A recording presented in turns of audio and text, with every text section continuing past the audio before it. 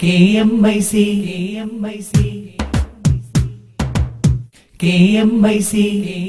News, KMIC News, KMIC News, window to the world, KMIC News, KMIC News, words of truth and peace, straight and forward, KMIC, നേരിന്റെ ധീരസ്വരങ്ങൾ, ധർമ്മ പോരാട്ട ഫലങ്ങൾ, നാട്ടിന്റെ സൽചലനങ്ങൾ, സുന്നി തേരോട്ടതടങ്ങൾ, ആഗോള ജാലകമായി നേരിൻ സ്വരമായി നമ്മിലുണർത്തും news, KMIC news, words of truth and peace, straight and forward, KMIC, KMIC, KMIC, KMIC, KMIC. അസ്സലാമു അലൈക്കും വറഹ്മത്തുള്ളാഹി വബറകാതുഹു. Kerala Malabar Islamic class room KMIC TV പ്രേക്ഷകർക്കും റേഡിയോ ശ്രോതാക്കൾക്കും KMIC ന്യൂസ് ടൈമിലേക്ക് സ്വാഗതം. വാർത്തകൾ വായിക്കുന്നത് റഫീഖ് നരിക്കുനി. പ്രധാന വാർത്തകൾ. ലോകകപ്പ് ഫുട്ബോളിന് വേദിയാകുന്ന ഖത്തറിൽ സ്പോൺസർഷിപ്പ് നിയമമായ കഫാലയിൽ മാറ്റമുണ്ടാകുമെന്ന പ്രതീക്ഷയോടെ പ്രവാസികൾ. മൂന്നാം മുന്നണിയെ പിന്തുണയ്ക്കില്ലെന്ന് കോൺഗ്രസ് ഉപാധ്യക്ഷൻ രാഹുൽ ഗാന്ധി. ലോക്സഭാ തെരഞ്ഞെടുപ്പിൽ കോൺഗ്രസിന് ഭൂരിപക്ഷം ലഭിക്കുമെന്നും അദ്ദേഹം പറഞ്ഞു. അസമിൽ തീവ്രവാദികളുടെ ആക്രമണത്തിൽ കൊല്ലപ്പെട്ടവരുടെ എണ്ണം 32ആയി. കലാപവുമായി ബന്ധപ്പെട്ട് 12 പേരെ പോലീസ് അറസ്റ്റ് ചെയ്തു. സംസ്ഥാനം കടുത്ത സാമ്പത്തിക പ്രതിസന്ധി നേരിടുമ്പോൾ പൊതുഖജനാവിൽ നിന്നും ലക്ഷങ്ങൾ ചിലവിട്ട് മന്ത്രിമാരുടെ വിദേശയാത്ര. UDF സർക്കാർ അധികാരത്തിൽ വന്നതിനു ശേഷം 28 ലക്ഷം രൂപയാണ് 8 മന്ത്രിമാർ വിദേശയാത്രയ്ക്ക് ചെലവിട്ടത്. വയനാട്ടിൽ ഹാരിസൺ മലയാളം കമ്പനിയുടെ കൈവശ ഭൂമിയിൽ കുടിൽ കെട്ടിയവരെ ഒഴിപ്പിക്കാനുള്ള ശ്രമത്തിൽ നിന്ന് ജില്ലാ ഭരണകൂടം പിന്മാറി. CPIMന്റെ ശക്തമായ പ്രതിരോധത്തെ തുടർന്ന് സമരക്കാരുമായി ചർച്ച നടത്താൻ ജില്ലാ കളക്ടർ തീരുമാനിക്കുകയായിരുന്നു. വിശദമായ വാർത്തകളിലേക്ക്. ലോകകപ്പ് ഫുട്ബോളിന് വേദിയാകുന്ന ഖത്തറിൽ സ്പോൺസർഷിപ്പ് നിയമമായ കഫാലയിൽ മാറ്റമുണ്ടാകുമെന്ന പ്രതീക്ഷയോടെ പ്രവാസികൾ. നിലവിൽ തൊഴിലാളിക്ക് ഖത്തറിൽ നിന്ന് പോകാനും ജോലി മാറാനും സ്പോൺസറുടെ അനുമതി പത്രം വേണമെന്ന വ്യവസ്ഥ അധികൃതർ എടുത്തുമാറ്റുമെന്നാണ് സൂചന. ഇതോടെ സ്പോൺസറുടെ അനുമതി പത്രമില്ലെങ്കിൽ 2 വർഷത്തേക്ക് ഖത്തറിൽ ജോലി ചെയ്യാനാവില്ലെന്ന വ്യവസ്ഥ ഇല്ലാതാവും. ഖത്തറിലെ സങ്കീർണമായ സ്പോൺസർഷിപ്പ് നിയമമായ കഫാലയിൽ ഉടൻ മാറ്റമുണ്ടാകുമെന്ന് ഇംഗ്ലീഷ് ദിനപത്രമായ പെനിൻസുല റിപ്പോർട്ട് ചെയ്തിരുന്നു. ലോകകപ്പ് ഫുട്ബോളിന് വേദിയാകുന്ന പശ്ചാത്തലത്തിൽ വിസ നിയമങ്ങളിൽ ഉദാര നിലപാട് സ്വീകരിക്കേണ്ട അനിവാര്യ സാഹചര്യത്തിലുമാണ് ഖത്തർ. മലയാളികൾ ഉൾപ്പെടെ ഖത്തറിലെ വിദേശ തൊഴിലാളികൾ ആകാംക്ഷാപൂർവ്വം കാത്തിരിക്കുന്ന നിയമമാറ്റമാണിത്. എന്നാൽ കഫാല നിയമത്തിലെ എക്സിറ്റ് പെർമിറ്റ് വ്യവസ്ഥ ഒഴിവാക്കുമോ എന്ന് വ്യക്തമായിട്ടില്ല. ജോലിമാറ്റം സുഗമമാവും വിധം നിയമത്തിൽ മാറ്റം വരുത്തുമെന്നാണ് സൂചന. തൊഴിൽ നിയമങ്ങളിലും മാറ്റം വരുത്താൻ ഖത്തർ സർക്കാർ ആലോചിക്കുന്നുണ്ട്. ഖത്തറിലെ സ്പോൺസർഷിപ്പ് നിയമമായ കഫാലയിൽ മാറ്റം വരുത്തണമെന്ന് UN സമിതിയും യൂറോപ്യൻ പാർലമെന്റ് പ്രതിനിധി സംഘവും രാജ്യാന്തര മനുഷ്യാവകാശ സംഘടനയായ ഹ്യൂമൻ റൈറ്റ്സ് വാച്ചും ഈയിടെ ആവശ്യപ്പെട്ടിരുന്നു. തൊഴിലാളികളുടെ പ്രശ്നങ്ങൾ പഠിക്കാൻ ഖത്തർ സർക്കാർ പ്രമുഖ നിയമസ്ഥാപനമായ DLA പൈപ്പറിനെ നിയമിച്ചിരുന്നു. ഈ റിപ്പോർട്ട് പ്രകാരമാകും നിയമമാറ്റം നടക്കുക. നിലവിൽ തൊഴിലാളിക്ക് ഖത്തറിൽ നിന്ന് പോകണമെങ്കിൽ സ്പോൺസറുടെ എക്സിറ്റ് പെർമിറ്റ് വേണം. ജോലി മാറാനും സ്പോൺസറുടെ നോ ഒബ്ജക്ഷൻ സർട്ടിഫിക്കറ്റ് വേണം. ഇത് കിട്ടിയില്ലെങ്കിൽ നിയമപ്രകാരം 2 വർഷത്തേക്ക് ഖത്തറിൽ ജോലി ചെയ്യാനാവില്ല. സ്പോൺസർഷിപ്പ് നിയമത്തിൽ വ്യാപക മാറ്റം വേണമെന്നും തൊഴിലാളികൾക്ക് തൊഴിൽ മാറാനുള്ള അവസരം ഉണ്ടാക്കണമെന്നുമാണ് വിവിധ മനുഷ്യാവകാശ സംഘടനകൾ ആവശ്യപ്പെടുന്നത്. കഫാല നിയമത്തിൽ മാറ്റമുണ്ടായാൽ ഖത്തറിലെ തൊഴിൽ മേഖലയ്ക്കും അത് ഉണർവാകും. മൂന്നാം മുന്നണിയെ പിന്തുണയ്ക്കില്ലെന്ന് കോൺഗ്രസ് ഉപാധ്യക്ഷൻ രാഹുൽ ഗാന്ധി. ലോക്സഭാ തെരഞ്ഞെടുപ്പിൽ കോൺഗ്രസിന് ഭൂരിപക്ഷം ലഭിക്കുമെന്നും അദ്ദേഹം പറഞ്ഞു. അമേഠിയിൽ തെരഞ്ഞെടുപ്പ് പ്രചാരണത്തിനിടെയാണ് രാഹുലിന്റെ പ്രതികരണം. വർഗീയ ശക്തികളെ അധികാരത്തിൽ നിന്നും അകറ്റാൻ മതേതര കക്ഷികൾ ഉൾപ്പെടുന്ന മൂന്നാം മുന്നണിയെ പിന്തുണയ്ക്കുന്ന കാര്യം ആലോചിക്കുമെന്ന് കോൺഗ്രസ് അധ്യക്ഷ സോണിയാഗാന്ധിയുടെ രാഷ്ട്രീയകാര്യ സെക്രട്ടറി അഹമ്മദ് പട്ടേൽ നേരത്തെ വ്യക്തമാക്കിയിരുന്നു. തുടർന്ന് കോൺഗ്രസിന്റെ പിന്തുണ സ്വീകരിക്കുമെന്ന് CPIM ജനറൽ സെക്രട്ടറി പ്രകാശ് കാരാട്ടും വ്യക്തമാക്കിയിരുന്നു. മൂന്നാം മുന്നണിക്ക് പിന്തുണ നൽകുന്നതിൽ രാഹുൽ ഗാന്ധി നേരത്തെ തന്നെ വിയോജിപ്പ് പ്രകടിപ്പിച്ചിരുന്നു.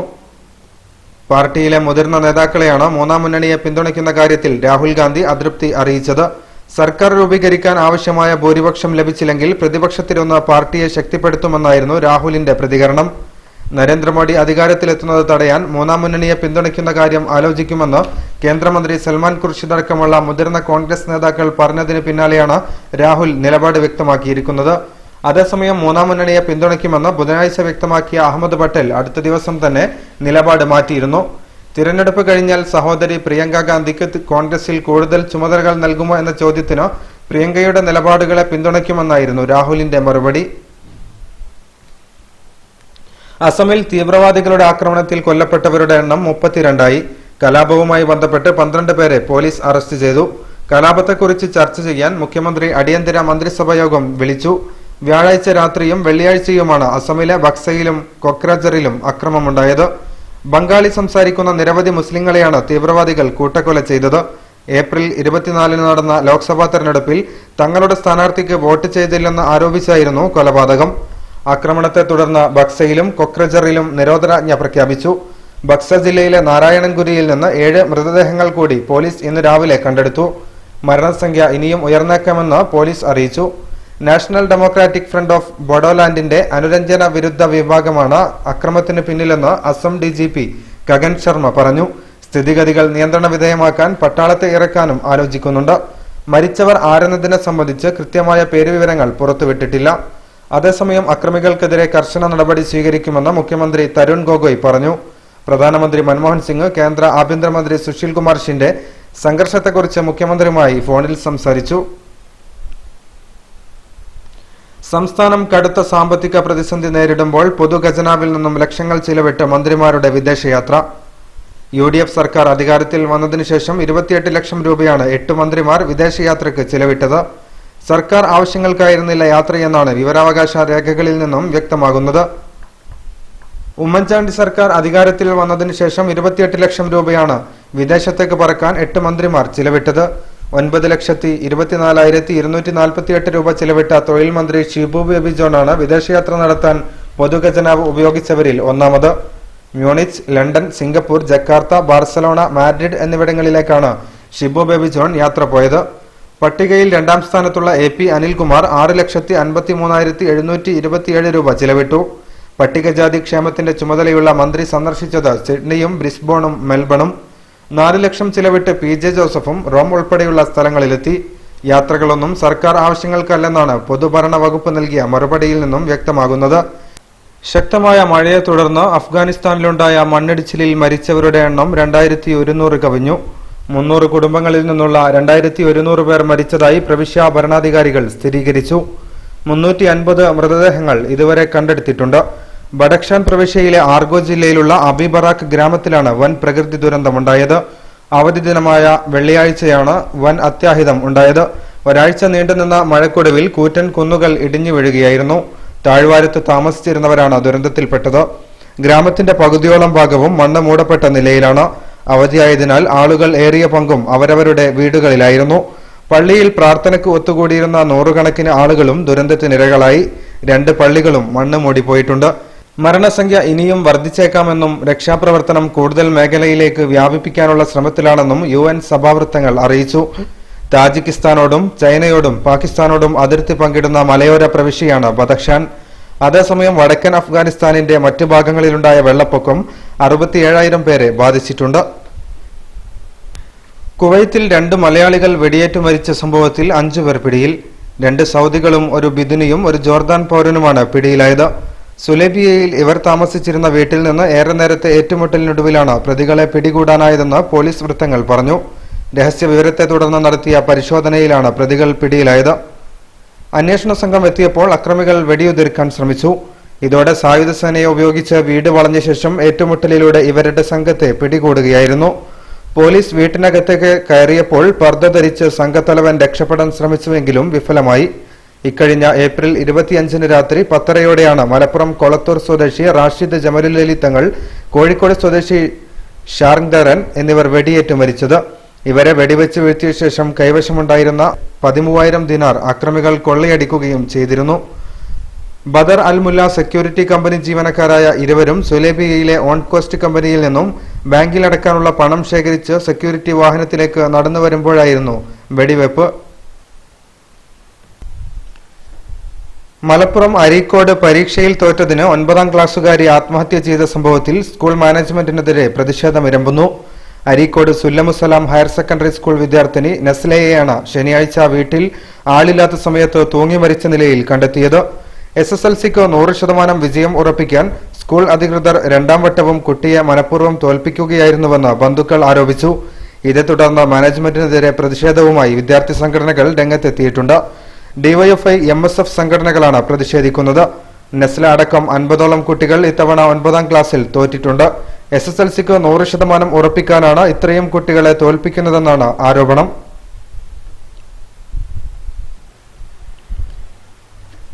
പുതിയ കരസേനാ മേധാവിയെ നിയമിക്കുന്നത് തെരഞ്ഞെടുപ്പ് കമ്മീഷൻ തടഞ്ഞു. കരസേനാ മേധാവിയെ അടുത്ത സർക്കാർ തീരുമാനിക്കട്ടെ എന്നാണ് കമ്മീഷൻ നിലപാട്. പുതിയ മേധാവിയെ നിയമിക്കുന്നത് സംബന്ധിച്ച് പ്രതിരോധ മന്ത്രാലയം കമ്മീഷന്റെ അനുമതി തേടിയിരുന്നു.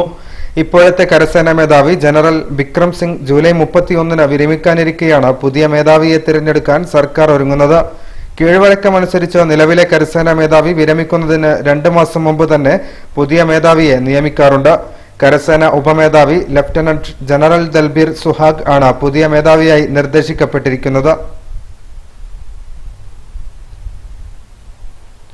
സംസ്ഥാനത്ത് LPG ട്രക്ക് സമരം ഒത്തുതീർന്നു. തിരുവനന്തപുരത്ത് ലേബർ കമ്മീഷണറുടെ അധ്യക്ഷതയിൽ നടന്ന ചർച്ചയെ തുടർന്നാണ് ജീവനക്കാർ സമരം പിൻവലിച്ചത്.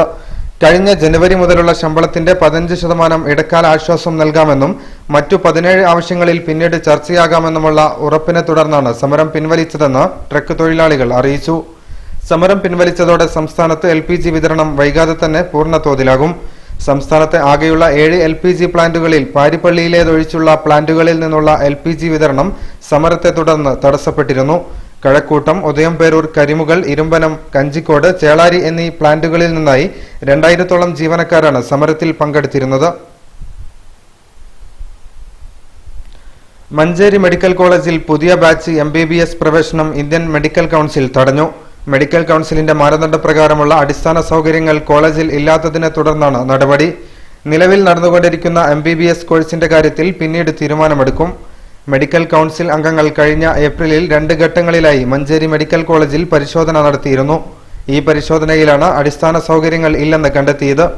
കോളേജിലെ ഭൗതിക സൗകര്യങ്ങൾ, ഡോക്ടർമാരുടെ നിയമനങ്ങൾ എന്നിവ സംബന്ധിച്ചും OP, IP, 2ാം വർഷ വിദ്യാർത്ഥികൾക്കാവശ്യമായ പഠന സൗകര്യങ്ങൾ, ഹോസ്റ്റൽ, ക്വാർട്ടേഴ്സുകൾ, കുടിവെള്ളം, റോഡ്, മാലിന്യ സംസ്കരണം തുടങ്ങിയ കാര്യങ്ങളിലും മഞ്ചേരി മെഡിക്കൽ കോളേജ് അസൗകര്യങ്ങളുടെ നടുവിലാണെന്നാണ് പരിശോധകരുടെ റിപ്പോർട്ടിൽ ചൂണ്ടിക്കാട്ടിയിരിക്കുന്നത്. 2ാം വർഷ ക്ലാസുകൾ തുടങ്ങാനിരിക്കെ മഞ്ചേരി മെഡിക്കൽ കോളേജിൽ കിടത്തി ചികിത്സ ആരംഭിക്കാത്തതും മെഡിക്കൽ കൌൺസിലിന്റെ വിമർശനത്തിനിടയാക്കിയിരുന്നു. വയനാട്ടിൽ ഹാരിസൺ മലയാളം കമ്പനിയുടെ കൈവശ ഭൂമിയിൽ കുടിൽ കെട്ടിയവരെ ഒഴിപ്പിക്കാനുള്ള ശ്രമത്തിൽ നിന്ന് ജില്ലാ ഭരണകൂടം പിന്മാറി.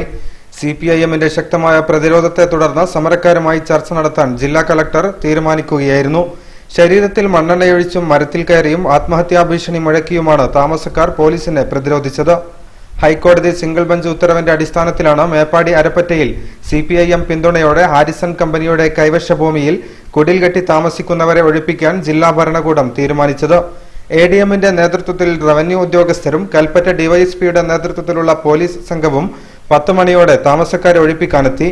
എന്നാൽ CPIM ജില്ലാ സെക്രട്ടറി CK ശശീന്ദ്രന്റെ നേതൃത്വത്തിൽ പ്രവർത്തകർ ഉദ്യോഗസ്ഥരെ തടഞ്ഞു. അല്പസമയത്തിനു ശേഷം സ്ത്രീകൾ ഉൾപ്പെടെയുള്ള താമസക്കാർ ദേഹത്ത് മണ്ണെണ്ണയൊഴിച്ച് ആത്മഹത്യാ ഭീഷണി മുഴക്കി. ഒരാൾ മരത്തിൽ കയറിയും ആത്മഹത്യാ ഭീഷണി മുഴക്കി. 1 മണിക്കൂർ നീണ്ട സംഘർഷത്തിനു ശേഷം സമരക്കാരുമായി ചർച്ചയ്ക്ക് സന്നദ്ധത അറിയിച്ച് ജില്ലാ കളക്ടർ ഉദ്യോഗസ്ഥരെ പിൻവലിക്കുകയായിരുന്നു. സമരം അവസാനിപ്പിച്ചതായി CPIM നേതാക്കളും അറിയിച്ചു. കണ്ണൂർ ജില്ലയിൽ സ്വകാര്യ ബസ് തൊഴിലാളികൾ നടത്തിവരുന്ന അനിശ്ചിതകാല പണിമുടക്ക് അവസാനിപ്പിക്കാൻ നടന്ന ചർച്ച പരാജയപ്പെട്ടു. ജോയിന്റ് ലേബർ കമ്മീഷണറുടെ സാന്നിധ്യത്തിൽ തൊഴിലാളി സംഘടനാ പ്രതിനിധികളും ബസ് ഉടമകളും നടത്തിയ ചർച്ചയാണ് പരാജയപ്പെട്ടത്. കഴിഞ്ഞ ദിവസവും ഇരുകൂട്ടരും ജോയിന്റ് ലേബർ കമ്മീഷണറുടെ സാന്നിധ്യത്തിൽ ചർച്ച നടത്തിയിരുന്നുവെങ്കിലും ഫലം കാണാത്തതിനെ തുടർന്നാണ് തൊഴിലാളികൾ ഇന്ന് പണിമുടക്ക് ആരംഭിച്ചത്. സമരം നിർത്തിയ ശേഷം ചർച്ച മതിയെന്ന നിലപാടായിരുന്നു ഉടമകൾക്കുണ്ടായിരുന്നത്. 25% കസ്റ്റമറി ബോണസ്, വേരിയബിൾ DA എന്നിവ അനുവദിക്കണമെന്നാവശ്യപ്പെട്ടാണ് തൊഴിലാളികൾ സമരം നടത്തുന്നത്. നേരത്തെ 4 തവണ ഈ വിഷയത്തിൽ ലേബർ ഓഫീസർ ഇടപെട്ട് ചർച്ച നടത്തിയെങ്കിലും 1 തവണ മാത്രമാണ് ഉടമകൾ പങ്കെടുത്തത്. ഇതോടെയാണ് CITU, INTUC, BMS, AITUC, STU എന്നീ സംഘടനകൾ ഒന്നിച്ച് സമരം തീരുമാനിച്ചത്. ചെന്നൈ സെൻട്രൽ റെയിൽവേ സ്റ്റേഷനിലുണ്ടായ ഇരട്ട സ്ഫോടനത്തിന് തൊട്ടുമുമ്പ് ട്രെയിനിൽ നിന്ന് പുറത്തേക്കോടിയ കഷണ്ടിക്കാരനെ പോലീസ് തിരയുന്നു. വ്യാഴാഴ്ച രാവിലെ 7:05 സ്ഫോടനത്തിന് തൊട്ടുമുമ്പാണ് ബാംഗ്ലൂർ ഗുവാഹട്ടി ട്രെയിനിൽ നിന്നൊരാൾ പുറത്തേക്കിറങ്ങിയോടിയത് CCTV ദൃശ്യങ്ങളിൽ തെളിഞ്ഞത്. S4, S5 കോച്ചുകളിലാണ് സ്ഫോടനം നടന്നതെങ്കിലും S3 കോച്ചിൽ നിന്നാണ് ഇയാൾ ഇറങ്ങിയോടിയത്. ഇയാളെ ഉടൻ പിടികൂടാൻ കഴിയുമെന്നാണ് വിശ്വാസമെന്ന് crime branch CID IG Mahesh Agarwal പറഞ്ഞു. മറ്റു പ്രതികൾക്കായുള്ള തിരച്ചിൽ കർണാടക, ആന്ധ്രാപ്രദേശ്, കേരളം എന്നിവിടങ്ങളിലേക്ക് വ്യാപിപ്പിച്ചിട്ടുണ്ട്. ബാംഗ്ലൂരിൽ നിന്ന് പുലർച്ചെ 5:30 ചെന്നൈയിൽ എത്തേണ്ടിയിരുന്ന തീവണ്ടി 1.5 മണിക്കൂർ വൈകിയാണ് ചെന്നൈ സെൻട്രൽ സ്റ്റേഷനിൽ എത്തിയത്. 7:08 S4 കോച്ചിലും 4 മിനിറ്റിനു ശേഷം S5 കോച്ചിലും സ്ഫോടനമുണ്ടായി. സ്ഫോടനത്തിൽ ബാംഗ്ലൂർ TCSൽ ജീവനക്കാരിയായ ആന്ധ്രാപ്രദേശ് ഗുണ്ടൂർ സ്വദേശിനി സ്വാതി മരിച്ചു. 14 പേർക്ക് പരിക്കേറ്റിരുന്നു. സുന്നി ബാലസംഘം കൈമ സമ്മേളനത്തിന്റെ മലപ്പുറം ജില്ലാതല പരിശീലന ശില്പശാല മൈദിൻ ക്യാമ്പസിൽ പ്രൗഢമായി നടന്നു. ഈ മാസം 22 കൂരിയാട് വെച്ചാണ് ജില്ലാ കൈമ സമ്മേളനം നടക്കുന്നത്. ജില്ലയിലെ 134 സെക്ടർ കമ്മിറ്റികൾ നിർമ്മിക്കുന്ന വ്യത്യസ്ത രൂപത്തിലും ആശയത്തിലും ഉള്ള കൈമകളിലാണ് സമ്മേളനം നടക്കുക. 1200 യൂണിറ്റുകളിൽ നടക്കുന്ന ജാലകത്തിൽ നിന്നും തെരഞ്ഞെടുക്കുന്ന 7 സുന്നി ബാലസംഘം പ്രവർത്തകരിൽ സെക്ടറിൽ നടക്കുന്ന വർണ്ണജാഗം ക്യാമ്പിൽ പ്രതിഭാത്വം തെളിയിച്ച 33 സുന്നി ബാലസംഘം കൂട്ടുകാരാണ് ഓരോ കൈമയിലും സംബന്ധിക്കുക. കൈമയിലെ പ്രതിനിധികളായ കുട്ടികൾക്ക് ഡിവിഷൻ കമ്മിറ്റിയുടെ നേതൃത്വത്തിൽ വർക്ക് ഷോപ്പ് നടക്കും.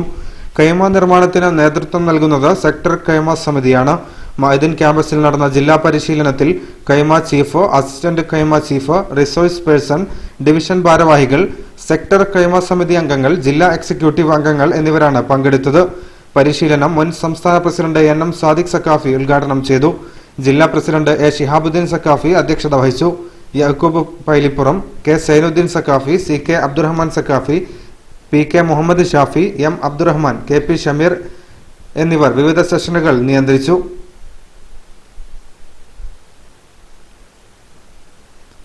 സമർപ്പിത യൗവനം സാർത്ഥക മുന്നേറ്റം എന്ന ശീർഷകത്തിൽ നടത്തിയ SYS മലപ്പുറം ജില്ലാ വാർഷിക കൌൺസിൽ സമാപിച്ചു. ഒതുക്കുങ്ങൽ ഇഹിയാഉസുന്നയിൽ നടന്ന കൌൺസിൽ സംസ്ഥാന പ്രസിഡന്റ് പൊന്മള അബ്ദുൽ ഖാദർ മുസ്ലിയാർ ഉദ്ഘാടനം ചെയ്തു. SYS 60ാം വാർഷിക സമ്മേളന കർമ്മ പദ്ധതികളുടെ ചർച്ചയും യൂണിറ്റ്, സർക്കിൾ, സോൺ ഘടകങ്ങളുടെ ഗ്രേഡിംഗുകളുടെ സമഗ്ര വിലയിരുത്തലും നടത്തി. സംഘടന, അഡ്മിനിസ്ട്രേഷൻ, ദഅവ, ക്ഷേമകാര്യ പ്രവർത്തന റിപ്പോർട്ടുകളും ധനാഗമന നിർഗമന റിപ്പോർട്ടും അവതരിപ്പിച്ചു. SYS ജില്ലാ പ്രസിഡന്റ് PKM സക്കാഫി അധ്യക്ഷത വഹിച്ചു. സമസ്ത ഉപാധ്യക്ഷൻ E Sulaiman Musliyar, council controller C Muhammad Faizi, Wandoor Abdurahman Faizi, Koottampara Abdurahman Darimi, PM Musthafa master എന്നിവർ പ്രസംഗിച്ചു. കേരളത്തിന്റെ യുവശക്തിയെ ഭീതിജനകമാം വിധം തകർക്കുന്ന അനിയന്ത്രിത മദ്യ ഉപയോഗത്തിനെതിരെ നടപടിയെടുക്കാൻ സർക്കാർ ആർജവം കാണിക്കണമെന്ന് SYS മലപ്പുറം ജില്ലാ കൌൺസിൽ ആവശ്യപ്പെട്ടു. സർക്കാർ നിയന്ത്രിത ബീവറേജ് ഔട്ട്ലെറ്റുകളുടെയും ഉന്നത ഹോട്ടലുകളുടെ മറവിലും നടക്കുന്ന മദ്യവിൽപ്പനയും അവസാനിപ്പിക്കണം. സമ്പൂർണ്ണ മദ്യനിരോധനം ഭരണഘടന വിഭാവനം ചെയ്യുന്നതിനാൽ ഇതിന്റെ അന്തസ്സത്തക്ക് വിരുദ്ധമായ മദ്യവ്യവസായം നാടിന്റെ ശാപമാണെന്നും കൌൺസിൽ അഭിപ്രായപ്പെട്ടു. സുന്നി മാനേജ്മെന്റ് അസോസിയേഷൻ സംസ്ഥാന പ്രവർത്തക സമിതി യോഗം ചൊവ്വാഴ്ച രാവിലെ 11 മണിക്ക് സമസ്ത സെന്ററിൽ ചേരും. മെമ്പർമാർ കൃത്യസമയത്ത് എത്തിച്ചേരണമെന്ന് സംസ്ഥാന സെക്രട്ടറി KK അഹമ്മദ് കുട്ടി മുസ്ലിയാർ കട്ടിപ്പാറ അറിയിച്ചു. റജബ് 1 മെയ് 1 വ്യാഴാഴ്ചയായതിനാൽ മിഅ്റാജ് ദിനം മെയ് മാസം 27 ചൊവ്വാഴ്ചയായിരിക്കുമെന്ന് കോഴിക്കോട്, വയനാട്, മലപ്പുറം, കണ്ണൂർ, പാലക്കാട് ജില്ലാ സംയുക്ത മഹല്ല് ജമാഅത്ത് കാളിമാരായ Kanthapuram AP Abubakar Musliyar, KP Hamza Musliyar, N Ali Musliyar, Sayyid Ibrahim Khalilul Bukhari, Beypore കാളി PT അബ്ദുൽ ഖാദർ മുസ്ലിയാർ എന്നിവർ അറിയിച്ചു. പാറന്നൂർ PP മുഹിയുദ്ദീൻ കുട്ടി മുസ്ലിയാരുടെ 2ാമത് അനുസ്മരണ സമ്മേളനം പാറന്നൂർ പാലോളിത്താഴത്ത് തുടങ്ങി. സമസ്ത സെക്രട്ടറി കാന്തപുരം AP മുഹമ്മദ് മുസ്ലിയാർ ഉദ്ഘാടനം ചെയ്തു. ആദർശ സമ്മേളനത്തിൽ വഹാബ് സക്കാഫി മമ്പാട് പ്രഭാഷണം നടത്തി.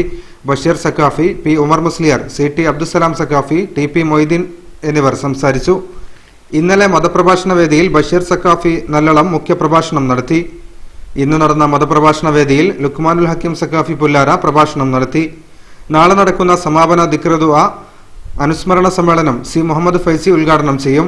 ഖമറുൽ ഉലമ കാന്തപുരം AP അബൂബക്കർ മുസ്ലിയാർ മുഖ്യ പ്രഭാഷണം നടത്തും. സയ്യിദ് അബ്ദുസബൂർ വാഹസന വേലം, Keelath Muhammad master, doctor AP Abdul Hakeem Azhari തുടങ്ങിയവർ സംബന്ധിക്കും. കോഴിക്കോട് ജില്ലയിലെ പയ്യോളി സോൺ പരിധിയിൽപ്പെട്ട മേലടി യൂണിറ്റിലെ കാട്ടിൽ അബ്ദുറസാഖ് ഹാജി എന്ന വ്യക്തിയെ സംഘടനാ വിരുദ്ധ പ്രവർത്തനം നടത്തിയതിനാൽ SYSന്റെ പ്രാഥമിക അംഗത്വത്തിൽ നിന്ന് പുറത്താക്കിയതായി സംസ്ഥാന കമ്മിറ്റി ഓഫീസിൽ നിന്നും അറിയിച്ചു. കാരന്തൂർ മർക്കസു സക്കാഫത്ത് സുന്നിയയുടെ വിവിധ സ്ഥാപനങ്ങളിലേക്കുള്ള അപേക്ഷ ക്ഷണിച്ചു. 10ാം തരം കഴിഞ്ഞ പെൺകുട്ടികൾക്ക് പഠിക്കാനുള്ള ഹാദിയ കോഴ്സിലേക്കുള്ള ഇന്റർവ്യൂ ഈ മാസം 7-ന് നടക്കും. +2 കൊമേഴ്സിനോടൊപ്പം ഇസ്ലാമിക പഠനങ്ങളും ഉൾപ്പെടുത്തിയിട്ടുള്ള നൂതന കോഴ്സാണ് ഹാദിയ. ഭാഷാ പഠനം, വ്യക്തിത്വ വികസനം, കൈത്തൊഴിൽ തുടങ്ങിയവക്കും പരിശീലനമുണ്ട്. 10ാം തരം കഴിഞ്ഞ പെൺകുട്ടികൾക്ക് വയനാട് മർക്കസിലേക്കും ഇപ്പോൾ അപേക്ഷിക്കാം. 5 വർഷത്തെ കോഴ്സിൽ +2 ഹ്യൂമാനിറ്റീസ്, അഫ്ളലുൽ ഉലമ, BA ഇംഗ്ലീഷ് എന്നിവയാണുള്ളത്. സുരക്ഷിതമായ ഹോസ്റ്റൽ സംവിധാനമുള്ള ഈ ക്യാമ്പസിൽ 75 സീറ്റാണുള്ളത്. മതപഠനം, കമ്പ്യൂട്ടർ, തയ്യൽ പരിശീലനം, വ്യക്തിത്വ വികസനം തുടങ്ങിയവയും കോഴ്സിനോടൊപ്പം പഠിപ്പിക്കുന്നുണ്ട്. ഇന്റർവ്യൂ ഈ മാസം അവസാന വാരം നടക്കും. 10ാം തരം കഴിഞ്ഞവർക്കുള്ള മർക്കസ് സീനിയർ ദഅവ കോഴ്സിലേക്കും ഇപ്പോൾ അപേക്ഷിക്കാം. +2 ഹ്യൂമാനിറ്റീസ്, BA ഇംഗ്ലീഷ്, സൈക്കോളജി എന്നീ കോഴ്സുകളാണ് ദഅവ കോളേജിലുള്ളത്.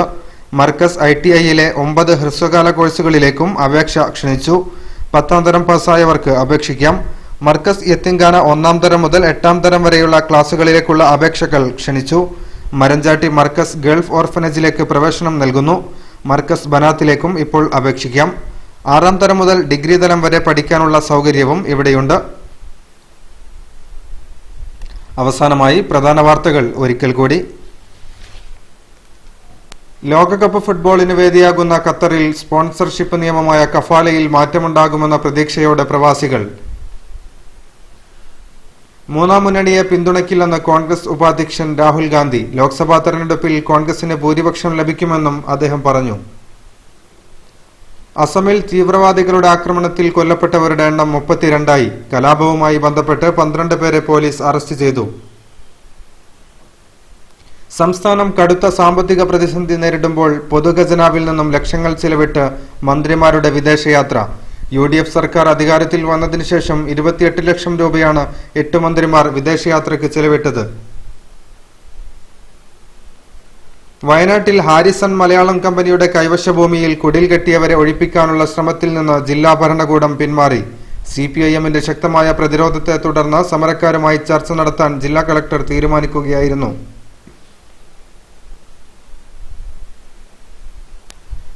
KMIC ന്യൂസ് ടൈമിന്റെ ഈ ബുള്ളറ്റിൻ ഇവിടെ പൂർണ്ണമാവുന്നു. KMIC ന്യൂസ് ടൈം ഇനി ഇന്ത്യൻ സമയം നാളെ രാത്രി 11 മണിക്ക് കേരള മലബാർ ഇസ്ലാമിക് ക്ലാസ് റൂമിൽ.